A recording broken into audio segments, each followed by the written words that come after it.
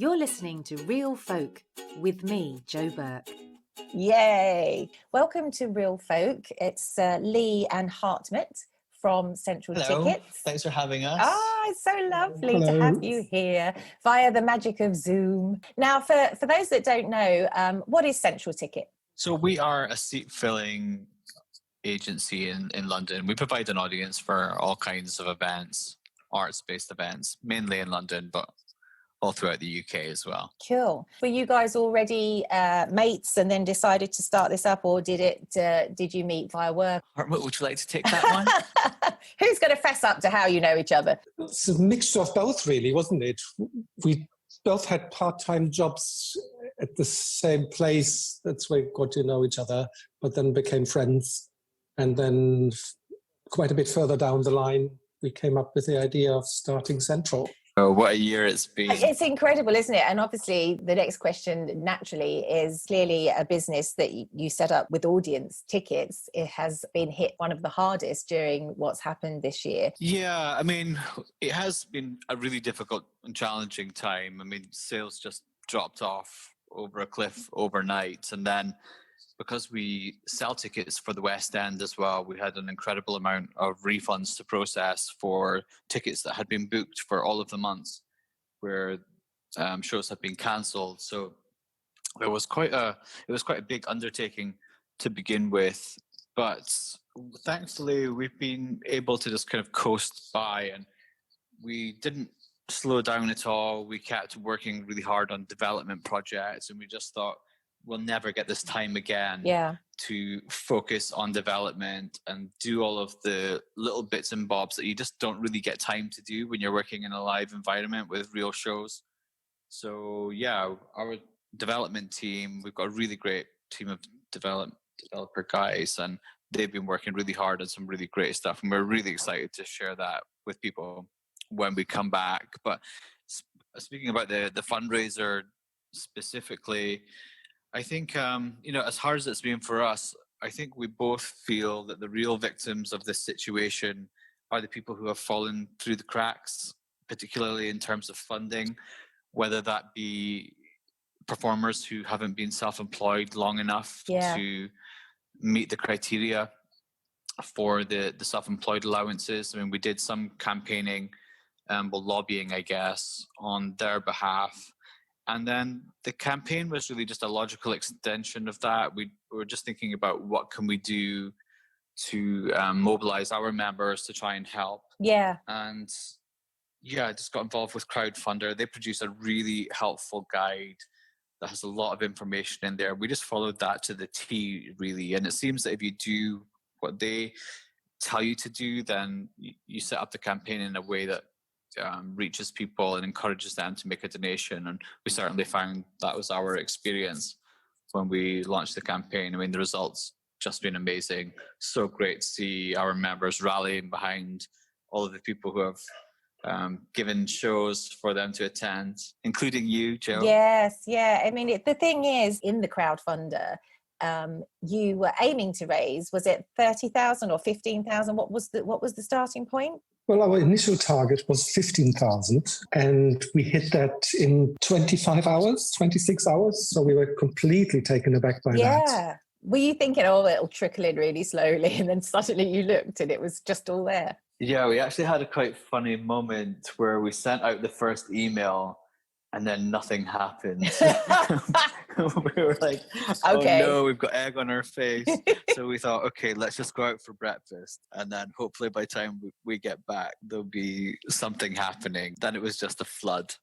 And we were really relieved. Yeah. It was actually my birthday on that day. So it was really nice to do something that was for other people on that day. And the inbox was super busy, which made a really nice change. Felt like old times. Yeah. Oh, that's amazing.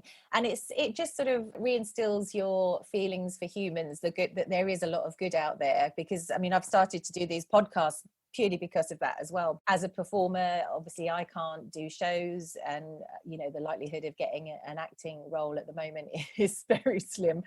And it took me sort of most of the lockdown to think, right, what can I do so that I can say that I've done something good's come out of it, rather than just being let's just write off 2020. And I just thought, actually, there are so few podcasts where you're just speaking to regular people. Absolutely. And actually, you know, even if you just have a conversation with somebody in a cafe, everyone's extraordinary in their way, and people's journeys are just innately interesting. And yet you just don't hear the ordinary stories. Real Folk was born from that. And so I'm hoping... That's a really good idea. And I hope that other people find it interesting and want to delve into real stories, because I think there's so much celebrity stuff going on, and a lot of people, you know, that are just famous for being famous. They're not even talented in any particular way, and yet people are so interested in them, and it's like, oh my goodness, but there's not really anything interesting. And when I'm speaking to ordinary folk, their stories are amazing, you know, what comes out and what they're doing. And like you guys, you know, I love the fact that you call it a bedroom business. I think that's genius. Yeah, I mean, it pretty much was. Actually, it should have been a Waitrose cafe business to begin with, because that is literally where we wrote our business plan, the Waitrose in King's Cross with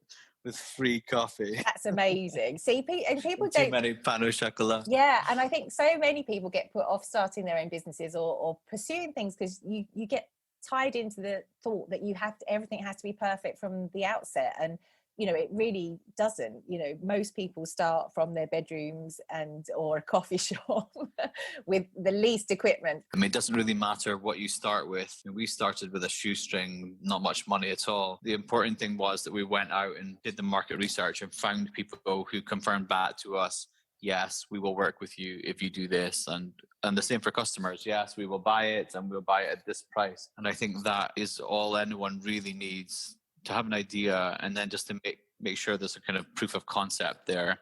Yeah. And then just go out and do the work. Yeah. And it helps if your business obviously is something that you're passionate about. Of course, you have to enjoy what you do. So you're massive theatre buffs, the pair of you, then? Yes, I think we are. In my younger days, not that my waistline shows that nowadays, I was actually a dancer as well. Ah, so that's interesting. So what type of dance? It was contemporary. We had a little dance theatre company we ran for a few years. Amazing. And was that in the UK? Yes, it was. We all met each other at the place in Euston. We all went to class there. So do you still get the old dancing shoes out? Only when nobody watches. Only when he's had a few beers. I would like to see that. And what about you, Lee? I don't go so much as I used to. I do love the theatre. I used to work in theatre. I used to work for ATG in the West End. So I spent some time in management teams at the Savoy and the Fortune Theatre for a while. I love Duke the of York. Savoy. Yeah, it's an amazing building. When I was there, it was Legally Blonde with Sheridan Smith. Oh, I missed that. I wanted to go and see that. I missed that. And I had tickets for the 9 to 5. Yes, 9 to 5. We didn't get to see it because of the old, you know. Oh, what a shame. Hopefully we will get there again at some point. Yeah, maybe it'll open again. Yeah. So you guys are based in central London. So what's the vibe going on in central London at the moment? Because although I'm in London, I'm in southeast, and I haven't ventured in on the train yet. I'm told it's very different. Yeah, I mean, it's just so much more quiet. I was in Leicester Square last Friday night, and the tube station was empty. It was so bizarre at that time on a Friday evening. And also seeing Haymarket, none of the theatres lit up on a Friday night was really odd. It's so strange, isn't it? It's really, really strange. Yeah, I mean, we're starting to work with a few that are coming back. Sometimes, when you're working in it, it's a bit like working in an ice cream shop. You're too busy serving the ice cream to watch it. Yeah, which does help the waistline if it's ice creams, but, Actually, when I worked at the Savoy, the whole time I didn't ever see Legally Blonde. I think that happens when you're working in it. You tend to miss the show because you're doing the work behind the scenes. Both of you guys, I detect accents. So where are you from originally, you two? Can you guess? So I'm going to go for Hartmut, Germany. That's correct. And I'm going to go... Well Lee, done. I was trying to work out. First of all, I thought it was American, and then I think Irish, and then I think, I don't know, it sounds... I'm detecting a few... That's what everyone says, but I'm actually Scottish. What part of Scotland? Aberdeen. Ah, right, cool. I've never been to Aberdeen, but obviously I've done a lot of Edinburghs, so I do love Scotland. Have you been up there for the Fringe? I've done 6 Edinburgh Fringes, yeah. Wow. How is it? I've never been. Have you never been? It's amazing. it's the best thing ever. Really? My heart and soul just, I've never been to Edinburgh when it's not been the festival, and every year I go up there, I say I will come back to you one day when you're not full of crazies. And you know, the atmosphere is just amazing, you know, and it's packed, and can totally understand why people that live there leave for that month. And rent their rooms out at extortionate rates. So what about you? What's next on the agenda for you, Jo? Well, this is what I'm doing for the foreseeable at the moment, because as I said, it's something that I'm in control of and that I can do relatively easily under lockdown circumstances. I can meet some people at my creative space. I've got a creative space called Custard HQ in Folkestone, and so I record some of these live, well, not live as in release them live, but I record them in the creative space. Then the others I do via Zoom, like you guys. And this is the first three-way. I know that sounds rude, but Well, we're glad to be your first. thanks. So Lee and Hartmut, you know, you're virgins for me, as in virgins for a three-way. I'm making it worse, aren't I? I'll just shut up. Goodness knows how I'll edit this one. So because obviously I'm doing everything myself, like us performers do. Yeah. And that's the other thing, going back to sort of full circle to the crowdfunding thing you set up, which is incredible, because so many of us, I mean, I know you do offer tickets for big West End shows as well, but you also look out for the smaller people like myself and the comedy shows and the smaller venues. And it's so important, because it's really tough for us to get bums on seats, and it is really lovely to have a full appreciative audience, and it means a lot. So, you know, it meant a lot when I looked up and I thought, oh my goodness, what's that in my inbox? And it was like, oh, we're thinking of you during this time, and we're trying to raise funds, because every little bit really does help, because a lot of us, as I said, are self-funded and hold down other jobs. And that's another reason I'm doing these as well, is to prove that, you know, people are not just one thing. Unfortunately, everyone sort of likes to, and it's easy to pigeonhole and go, oh, you know, Lee does that, or Jo is this. But the majority of us are so many different things, and especially anyone creative, because it's so hard to make a living being creative and doing what you're passionate about. Most people have at least 1, 2, maybe 3 other jobs trying to hold that up. Yeah. And yeah, that's right. you know, when that gets the plug gets pulled on sort of everything, it's really hard to stop everything tumbling down. So the fact that you guys were straight in there, you know, selflessly putting the message across to support all those artists. And it's not just the artists themselves, like you said, it's the background people, it's the stage managers, it's the production, you know, it's a huge amount of effort to get anything up on its feet. Absolutely. And we're quite lucky in that way, in the way that we're positioned, because there's not a standard way of not a standard way of allocating tickets to us via our business. So just by virtue of that, we come into contact with people at all levels of the scale, whether that be the performer themselves, or the box office team, or the marketers, or the directors, or the producers. You know, we're working with all of those people. So that's what's really great about the fundraiser, that money will then go straight back to all of those, well, that spectrum of people, and really touch, you know, many people across the arts. That was the aim. And of course, we're still going to top up ourselves with an extra 15,000. We're also hoping to get another 5,000 from the Mayor of London. They opened up this scheme on the same day that we went live, actually, where they would match up to £5,000 so long as you hit your target, which we have. We're just waiting to hear whether our particular project meets their specific guidelines, but we're hoping so. So that would take our total to, well, currently it would take it to something like 54,000. My goodness, that's incredible. And I'm sure people will do amazing things with it. And as I said, when it all happened and that email came through, I was like, oh, wow, somebody is out there, because at the time nobody was out there doing anything for anyone.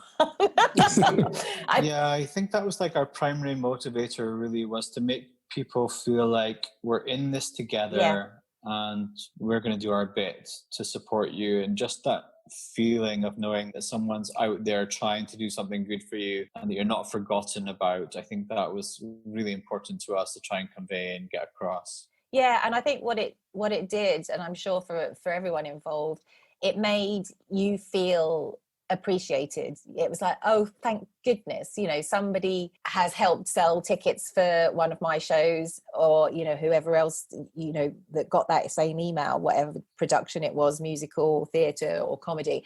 You just suddenly felt, well, it was worth doing that. My life's not a massive waste. I mean, your contribution is a valid contribution to the arts. Yeah, because I especially think on the smaller side, when you're at sort of my level, it's very easy to sort of think, well, that's it then. That's me done, and I won't be able to go forward now. It was hard enough before. Now there's this.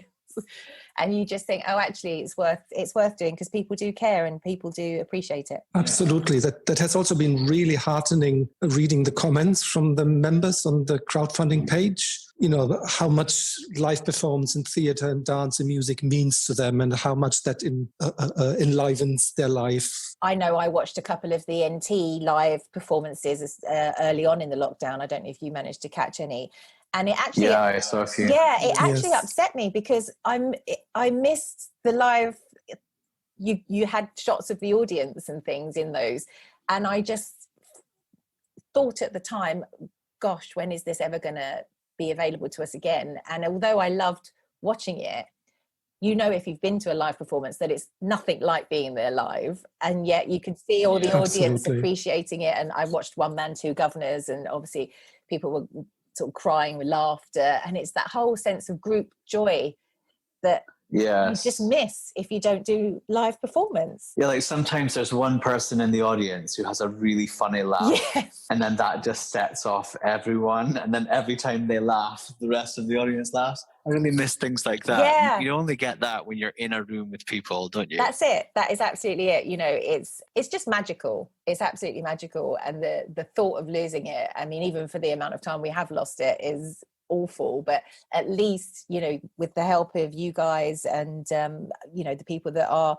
stalwarts and are marching forward regardless, hopefully it will be back as soon as possible. Yeah, I mean, kudos to the people who are going out there first and making it happen. I mean, we've got Sleepless going into Troubadour, Wembley, the fully staged show, the first socially distanced show. I mean, that's amazing. I mean, they're not in a central London location, but yet, they're pioneering that by being the first at this time. It's really setting a great example, showing what can be done, and will hopefully encourage other people to follow suit and do the same. And when is that on? It's on now. Yeah, it's Sleepless, a musical romance. It's a musical based on the movie Sleepless in Seattle. And when does that finish? I think they're running until the end of September. So I think their website is KX Tix. I know they're managing the tickets for it, so anyone can book.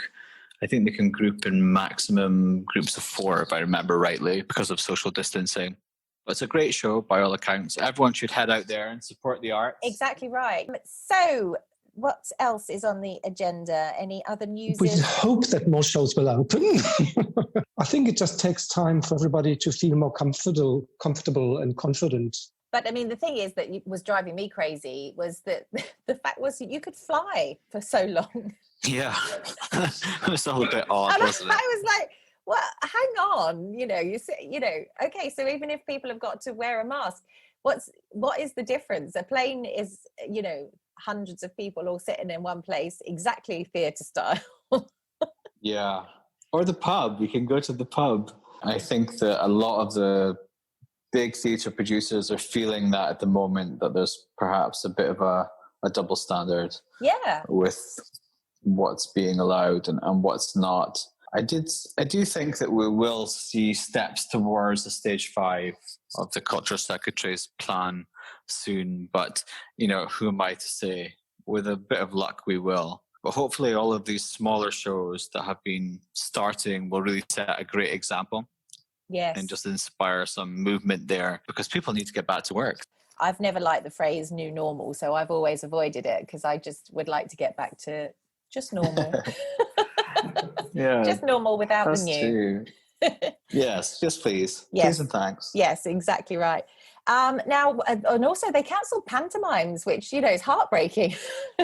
Yeah, that must be really devastating for the regions, because I Yes. think the money generated by Panto really sustains a lot of more of the creative work that's done throughout the rest of the year, because it raises a lot of funds. Of course.